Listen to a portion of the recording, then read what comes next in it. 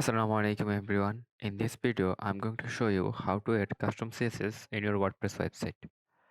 So let's say there is a title, it's called services. So I want to hide this one, okay? With custom CSS. So simply right click on it, then click here, then select your title. This is your title. Then click here, then just click here. If you want to hide this title, if you have idea about CSS, what would be the proper way? It would be display none. Display none. Okay, as you can see, now it's hidden. So, but the problem is if I refresh the page, it will be appear here. So in that case, you need to just copy your code. So just right click on it, then copy rule.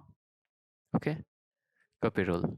Then go to your WordPress backend, then appearance, then customize. Okay, then custom CSS. As you can see here, custom, sorry, additional CSS. Then click here. As you can see, I have added lots of additional CSS for my website. Okay, just let click here, then paste it here, then click save. Sorry, click publish. Now if you refresh the page, this title will be disappear. In this case, you can add any type of CSS for your website.